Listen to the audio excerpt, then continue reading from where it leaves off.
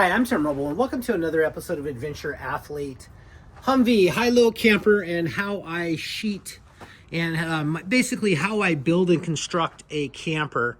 So this is Oscar Mike, my six-wheel drive LMTV. Basically, I'm using the exact same build style that I did on this and my GMC Canyon adventure truck. So I have framed up a steel structure, and I have used 3M VHB. I'll have a link below down for my Amazon affiliate to my store. I use that VHB to basically bond this aluminum to the steel structure. So basically you'll lay it all out in tape. You'll pull the tape and then you'll put the panels on. I met my my goal by 22 minutes before the rain started. So on Christmas Eve, I finished up getting the panels on. They were giant, just 4x8 panels sticking way up in the sky. But came out this morning and got everything kind of trimmed up. Took about 3 or 4 hours. I thought that I would use a flush cut router bit. People had talked about that and how really good that was. Basically, I started here on the first cut. I made it to about right there until everything got gummed up. I changed bits, hit that with some wax, and tried it again. Same result. Tried it again with WD-40. Same result. For me, that's just not a good thing. You know, people ask sometimes, like, "What are you the best at in the world?" Man, I really don't know, but I'm gonna go and say that using one of these 4.5-inch die grinders with a 6-inch wheel like this I'm probably one of the best in the world at doing an accurate cut in weird, awkward positions, and sometimes you have to cut against the way you're supposed to cut, but it worked out really well. So basically I started with this. We'll go to the inside so it'll kind of give you a better idea of just about what the inner structure looks like. I did get a comment the other day that I should have just put a slight bow in that. John Tripp, really amazing fabricator, basically said, yeah, put a bow in it. And I thought, man, that's a great idea, but too late now. So next time I ever do anything, I will put a slight bow in it. I don't worry about the rain coming off or whatever. That never seems to be an issue. But yeah, that's just how it's framed up. So everywhere there's a tube, there's 3M VHB, comes in a roll that's super big. I think there's 90 feet in it. And one roll basically did both sides and the roof of everything that you see there. I'm happy with that. Why I went so high. So this is a little against my original drawing of how high I wanted the camper. I kind of wanted the camper to be about here, just to give it a better flowy look. And so there was some design parameters that I had to work around, and I wanted the slope on the roof, something that looked cool and sleek and that would transfer the air. I've set this all up. I'm going to frame this in with the LED lights. I'll probably weld in maybe a little separator there or something, just to kind of mimic the look there. But I'll sheet this in such a way where the lights are inset, so it'll have a sheet on the back and a sheet in the front, and just kind of covering everything but the lights. And I think that'll end up looking nice and cool. The lights are going to have to set out a little bit because there's just not a lot of room.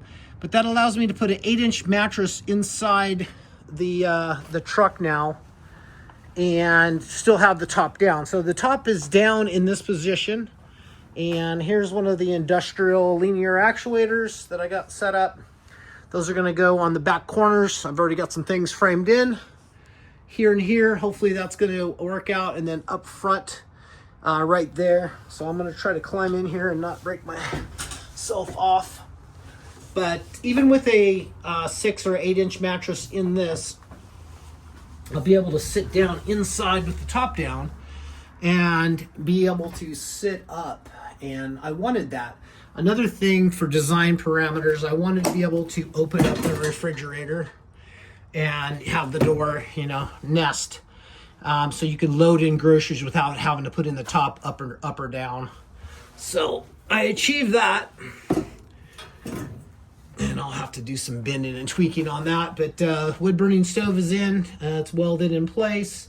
kind of everything set up. I got my TV mount done. I had to extend it. It's going to run off the wall there. So the TV will be able to go flat against this wall. So if you want to lay up in bed up top there and watch TV flat against the wall, that's something you can do.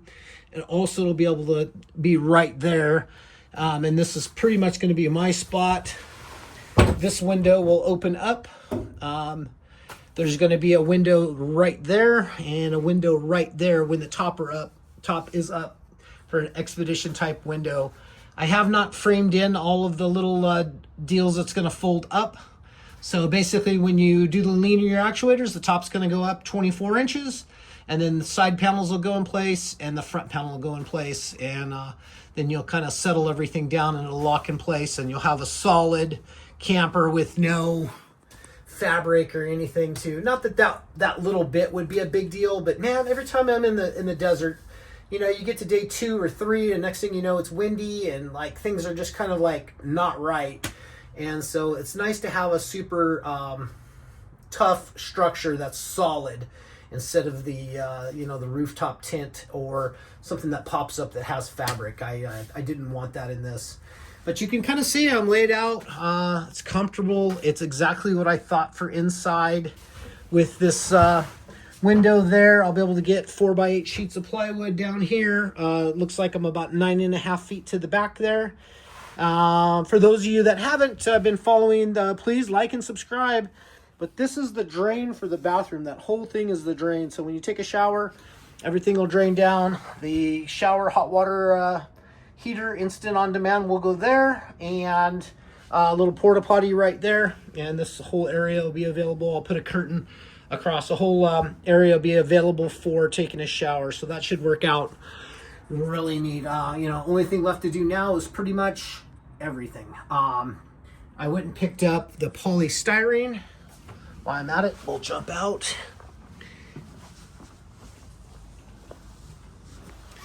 And I got this from Home Depot. The price of this stuff has went through the roof. I think we're at $34 a sheet. It's not the exact stuff that I normally use, but here's the R value on it for 1 inch. It's rated at R 6.0. The 2 inch is a 13.1. That's what's in Oscar Mike. And in my opinion, I started to talk about this the last video. R value is kind of important. The steel has a thermal transfer, so if it's hot outside, eventually the aluminum is going to hit the steel and it's going to transfer that inside. You know, like it's 91 outside, it's still 86 inside. You have to have a AC source or a heat source to really keep it up. With Oscar Mike, I go to bed, it'll be 27, 28 outside, and I'll go to bed with the wood burner on, and it'll be, yeah, probably 80, 81 in there, just kind of too hot.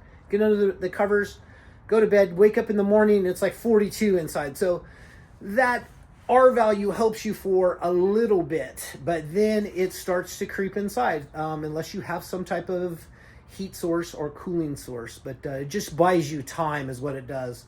So this will have... especially when the top is down, because it's going to have 2 sheets of everything. So the next step on this process is I have this kind of tacked in place. So I'll cut some tacks, and then me and my son will lift this up and put it on some 2x4s, which will put the top way up high. And then I'll work on paneling the outside of the other structure, the secondary structure, which would be the main structure. And then I can work on putting in the insulation on this and sheeting that. That's going to be aluminum also. And super stoked that that's only 2 sheets to go from here to the front. So that's 4 sheets. It looks like I have enough product to get through and really make this work. Super excited. I mean, it's the holidays right now and there's so much going on, and trying to get back to, you know, more of a carnivore eating lifestyle. Because I can feel some of had tamales today for lunch, and I can kind of feel the insulin spike and the slowdown. So stay tuned for more of that kind of stuff, because I'm going to do more of a talk about a little bit about my keto carnivore intermittent fasting journey in a couple of videos to come. But for continuity on this, I'm still trying to film daily, just as I hit these places where I have to perform. I don't have the time to actually do the videos. So if there's questions and comments, something else you'd like to know where I got the stuff, I will leave a link to my Amazon store down below in the description. And that'll take you everything that I use for outdoor adventure and everything. Click on the link. It doesn't cost you anything. Even if you don't buy that product, I get my whole 4 cents from something else that you buy. So any little thing would help me out. I so appreciate you guys. Questions, comments, hit me up down below. Thank you guys once again for watching. I'm Tim Roble, and I'll catch you here next time.